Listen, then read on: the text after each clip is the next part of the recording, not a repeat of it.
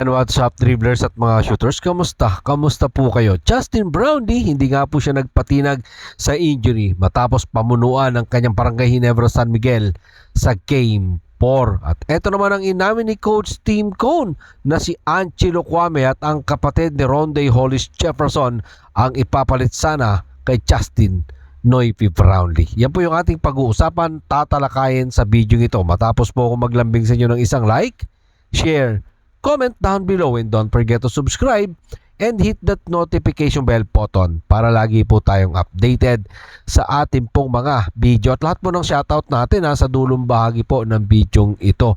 Hindi nga po nagpatinag si Barangay Ginebra San Miguel resident import Justin Brownlee kahit na may iniindang injury. Patuloy pa din siyang naglaro at nanalasa sa panalo ng Barangay Ginebra San Miguel sa Game 4, 95-78. Sapat yan para itabla nila ang kanilang series 2-2 sa pagpapatuloy ng 49 season ng PBA Commissioner's Cup. Diyan nga po yan ginawa sa loob ng Inari Center sa Antipolo City. Nagdesisyon nga pong maglaro si Justin Brownlee kahit na dislocated ang kanyang hinlalaki na kanya pong natamo sa Game 3. Ang 36 years old Warriors ay nagbuhos ng kanyang 23 points, 12 rebound, 5 assist. Sapat yan para tulungan ang kanyang kupunan na maitabla ang series. Ginawa niya ang lahat kahit na may tape ang kanyang kanang hinlalaki.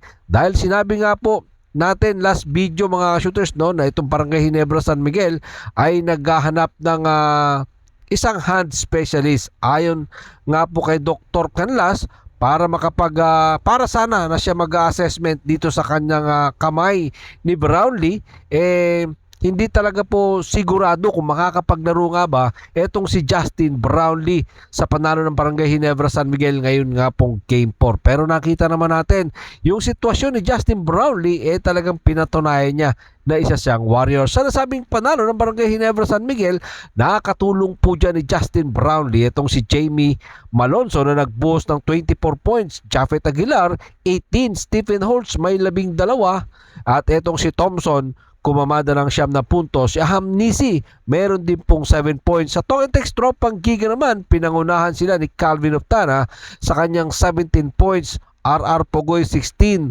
Si RHJ mayroon lamang 14 puntos ng Batak 13.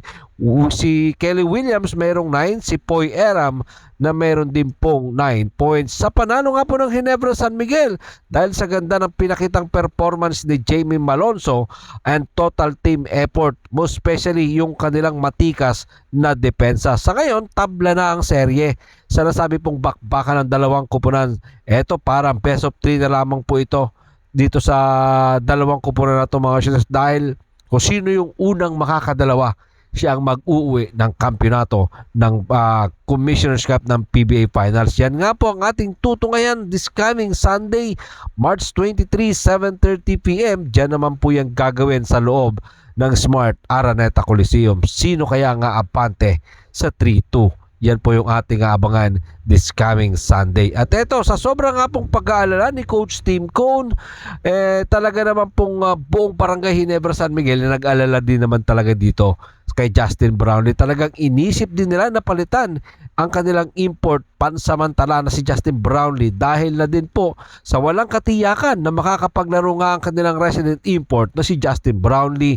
Ibinunayag nga po ni Coach Tim Cone na nasa Gin Kings na si Angelo Kwame bilang pamalit sana ni Justin Brownlee bilang kanilang pack-up plan habang nilalatag nila ang lahat ng mga possible option. Pero tiniyakan niya ni Justin Brownlee na handa siyang maglaro at pumunta sa Game 4, at yan nga po ang ginawa ng isang heroic effort na ito pong kanilang resident import na si Justin Brownlee. Narito po si Coach Tim Cone sa ulat ni Cherry Ramos sa Spin.ph. Tinawagan namin si Angie Kwame para tingnan kung mapapalitan niya si Justin. Pero pagkatapos ay sinabi ni Justin na sa palagay ko ay makakapaglaro ako. Dinala namin si Angie Kwame sa practice. Personal kong nakausap si Angie at pinapunta siya. Bakit si Angelo Kwame, mga shooters, ang napili ni Coach Tim Cone at unang pumasok sa kanya dahil nandito lamang ito sa Pilipinas, mga shooters, itong si Angelo Kwame. Kasi kahit papaano, kabisado ni Angie Kwame ang sistema ni Coach Tim Cone. Aside from Angelo Kwame, inamin din nga po ni Coach Tim Cone na isa din sa kanilang option ay ang kapatid ni RHJ na si Rarel Hollis Jefferson. Ang hirap big kasi nung kanyang pangalan. Sa kasalukuyan kasi, nasa Pilipinas nga po itong kapatid ni Ronde Hollis Jefferson para suportahan ang kanyang kapatid. Narito po si Coach Tim Cone. Sa ulat pa din po yan ni Reventerado ng Spin.ph. Nag-explore kami sa mga option. Gumawa kami ng mga tawag sa telephone. May ilang usapan tungkol sa pagkuha din sa kapatid ni RHJ. Nasa table namin ang lahat at si Al Francis Chua ang namamahala niyan. Hamak mo yun, mga shooters, talagang lahat ng option ginawa po ng Barangay Ginebra San Miguel para mapunan sana ang pagkawala ng Justin Brownlee. Pero talagang palaban itong Justin Brownlee. Ang kapatid nga po ni Ronde Hollis Jefferson ay naglaro sa Token Text Tropang Giga 2023-2024 PBA Commissioner's Cup nang magkaroon ng injury si Ronde Hollis Jefferson sa kalagitnaan ng tournament.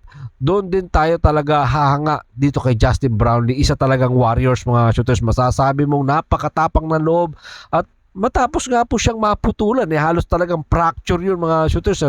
Napakatibay po nun isang Justin Brownlee. Pinamunuan niya pa yung panalo ng Barangay Ginebra San Miguel sa kanyang 23 points, 12 rebound. Hindi po biro yung ambag na yun, mga shooters, kung tutuusin. 23, 12, 5 assists.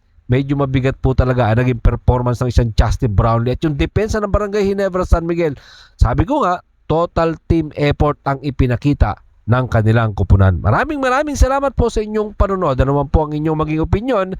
Diyan po natin yan pag-usapan sa comment section. Ingat and God bless everyone. At Jorn, pero katulad po ng ating nakagawian, shoutout po kina